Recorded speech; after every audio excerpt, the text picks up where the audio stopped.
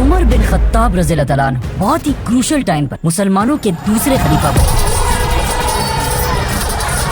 کیونکہ at the same time مسلمان اس وقت دنیا کے سب سے بڑے سپر پاورز رومن اور پرشین امپائر سے لڑ رہے تھے۔ ان تینوں امپائرز میں فرق یہ تھا کہ رومن امپائر پچھلے 1000 سال سے دنیا کی سب سے بڑی سپر پاور تھی،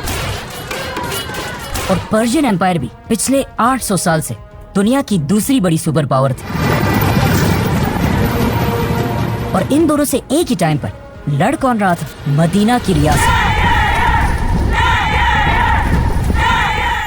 جو اس سب سے صرف کچھ ہی سالوں پہلے بنی تھی۔ لیکن ان سب چیزوں سے ڈرنے کے بجائے حضرت عمر اور باقی صحابہ نے پہلے خلیفہ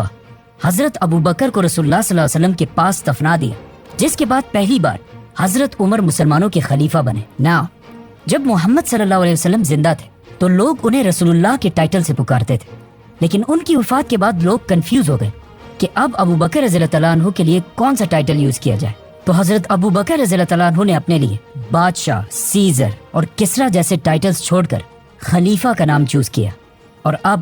حضرت ابو بکر کے بعد حضرت عمر نے اپنے لیے امیر المومنین کا ٹائٹل چوز کیا۔ جب حضرت عمر رضی اللہ تعالیٰ عنہ خلیفہ بنے تو مسلمانوں کی ایک فوج خالد بن ولید کی لیڈرشپ میں رومن امپائر میں لڑ رہی تھی، اور ایک دوسری چھوٹی فوج پرشین امپائر میں تھی۔ لیکن حضرت عمر کو رومن امپائر کی فوج سے زیادہ پرشین امپائر کی فوج کی فکر تھی، کیونکہ وہاں خالد بن ولید جیسا جنرل موجود نہیں تھا۔ خلیفہ بننے کے بعد جب انہوں نے دیکھا کہ پورے عرب سے لوگ ان کے ہاتھ پر بیعت کرنے کے لیے مدینہ آ رہے ہیں، تو انہوں نے اس ٹائم کو یوز کر کے پرشین امپائر میں مسلمانوں کی مدد کے لیے ایک نئی فوج جمع کرنا شروع کر دی۔ لیکن یہاں ایک بہت بڑا مسئلہ ہوا کہ حضرت عمر مسجد نبوی میں بار بار مسلمانوں کو جہاد کی طرف بلاتے رہے، لیکن پہلی بار انہوں نے دیکھا کہ پرشین امپائر سے لڑنے کے لیے مسلمانوں میں کوئی بھی تیار نہیں تھا۔ اور یہ اس لیے نہیں تھا کہ مسلمان لڑ لڑ کر تھک چکے تھے، بلکہ اس لیے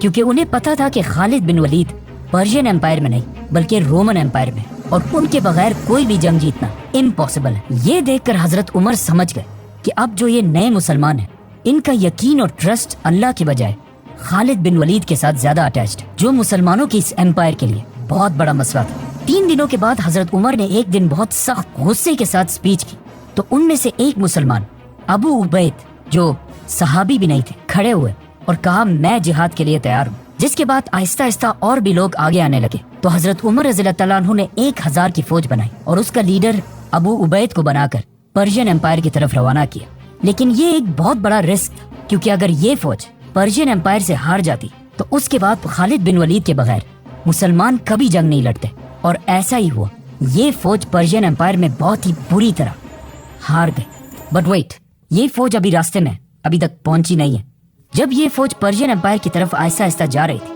تو ادھر رومن امپائر میں مسلمانوں نے خالد بن ولید کی لیڈرشپ میں اس زمانے کے شام، سیریا کی سب سے امپورٹنٹ سٹی دمشق،